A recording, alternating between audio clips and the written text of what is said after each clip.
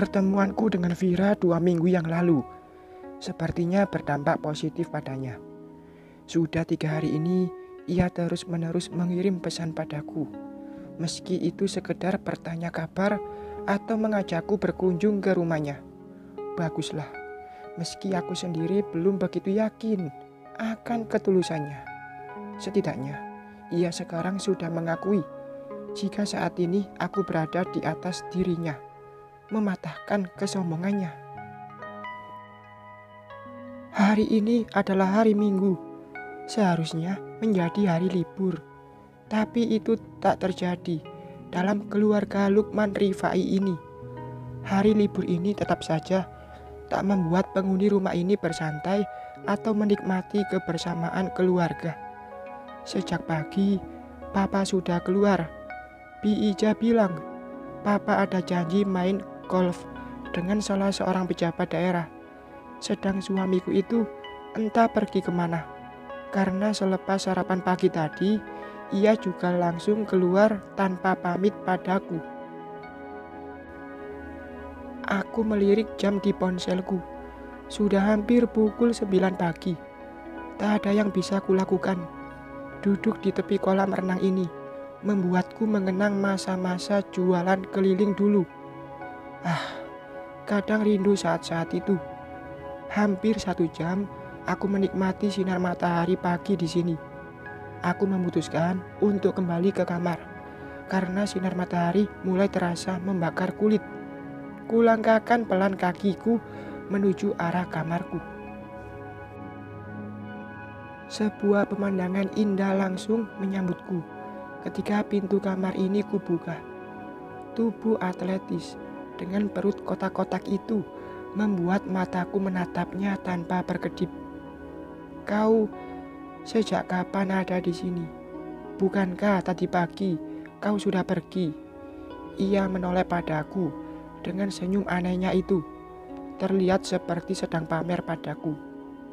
Kau terpesona dengan hasil ngegimku, Nona. Butuh beberapa saat bagiku untuk mengembalikan kesadaranku kembali. Tak lama ku kedipkan mataku berkali-kali.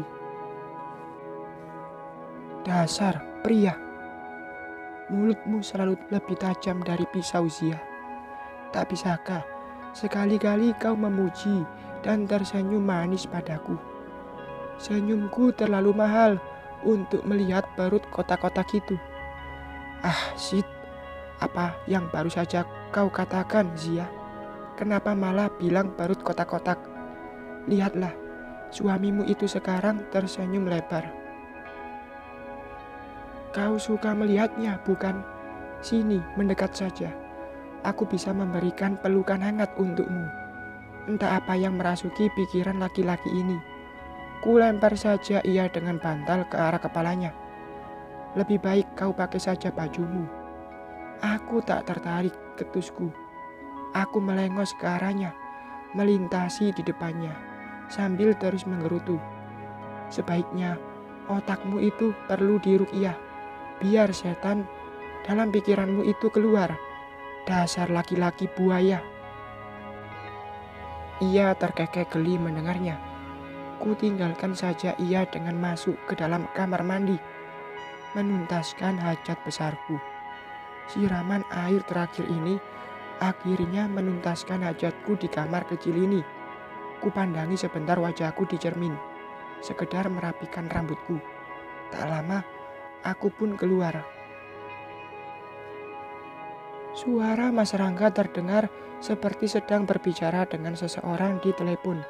Begitu aku keluar dari kamar kecil ini, pandangan matanya menatap keluar jendela, dan wajahnya terlihat tegang. Karena penasaran, aku memutuskan untuk menguping pembicaraannya di balik lemari ini. Ku peringatkan padamu, jangan pernah mengganggu Zia.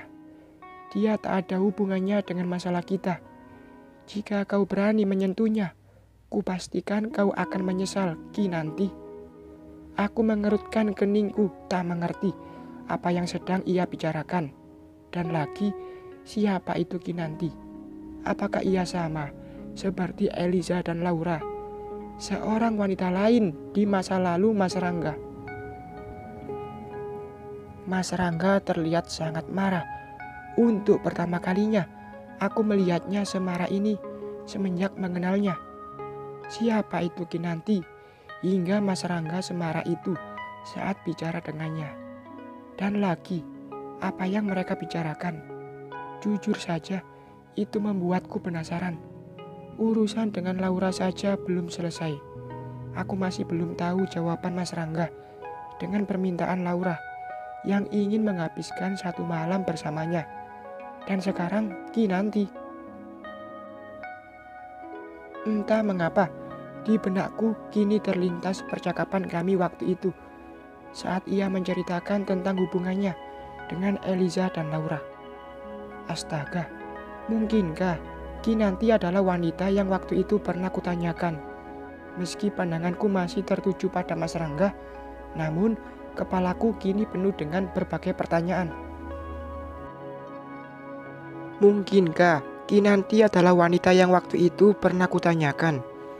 Wanita yang pernah menjebaknya pada malam terkutuk itu, hingga akhirnya membuatku kehilangan mahkota yang selama 20 tahun ini kujaga. Jika benar wanita itu, untuk apa lagi ia menghubungi Mas Rangga? Apakah masih ada hal yang belum selesai di antara mereka? Aku membuang nafas beberapa kali, mencoba berpikir jernih. Mas Rangga tak pernah menyinggung soal Kinanti sebelumnya.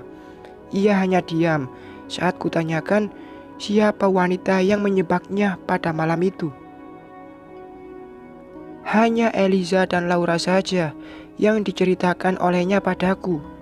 Eliza, wanita berparas bule itu, memiliki sakit hati pada Laura. Aku bisa menebaknya. Mungkin Laura adalah orang ketiga yang masuk dalam hubungan asmaranya dengan Mas Rangga kala itu. Sedang Laura, wanita itu menolak lamaran Mas Rangga 3 tahun lalu karena lebih mencintai dirinya sendiri ketimbang memikirkan perasaan orang lain. Lalu Kinanti, entahlah, aku baru mendengar nama itu. Mungkin ada baiknya aku mencari tahu siapa wanita itu pada Bi Ijah. Aku berpura-pura batuk untuk membuatnya menyadari kehadiranku. Ia segera menoleh padaku, menatapku sebentar, lalu mematikan ponselnya, menyimpan kembali ponselnya ke dalam saku celananya. Ngapain Mas melihatku seperti itu? Ketusku. Ia menunduk, lalu mengusap kasar wajahnya. Beberapa saat kemudian, ia berjalan mendekat padaku. Zia, sebutnya. Aku memandangnya. Mata itu kini berganti tajam menatapku. Apa maksudnya melihatku seperti itu? Tanyaku bingung. Apakah kau sembelit? Tak biasanya kau lama berdiam di dalam hot toilet. Aku hanya melongo sambil mengedipkan mata beberapa kali. Laki-laki ini benar-benar menguji kesabaranku. Bukan urusanmu.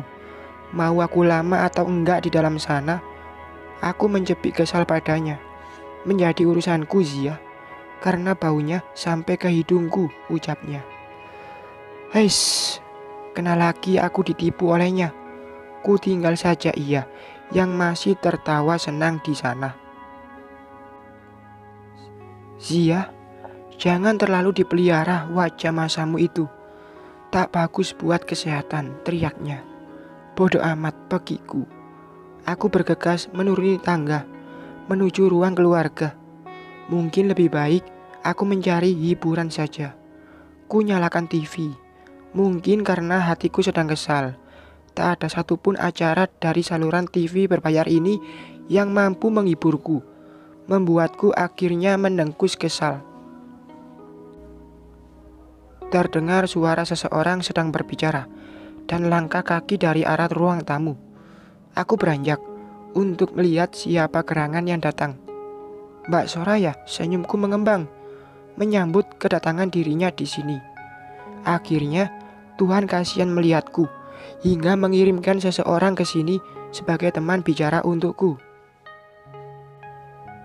"Zia, apa kabarmu?" balasnya, langsung memelukku. "Alhamdulillah baik, Mbak," jawabku sambil melepas pelukannya. "Kok sepi? Kemana Papa dan Rangga?" tanyanya. "Pagi-pagi Papa sudah keluar, Mbak. Katanya ada janji main golf. Kalau Rangga ada tuh di dalam kamar, lagi semedi," sahutku. "Alisa, kok gak sekalian diajak ke sini, Mbak? Aku kangen," ucapku, menanyakan putri sematawayangnya. Kebetulan papanya ada di rumah. Alisa paling males diajak keluar kalau papanya pulang, jelas Mbak Soraya. Kami berbincang sejenak. Mbak Soraya banyak bertanya tentang keseharianku di rumah ini. "Sekali-kali main ke salon ya. Rasanya pengen ku makeover wajah dan penampilanmu," guraunya. Aku hanya mengangguk pelan sambil tersenyum. "Mbak kesini mau bicara dengan Mas Rangga?" tanyaku hati-hati setelah kami selesai membicarakan masalah makeover penampilanku. "Iya, Zia, Mbak mau bicara sebentar dengannya. Kau tak keberatan kan?" ucapnya. "Tidak, Mbak. Gak perlu izin begitu, Mbak.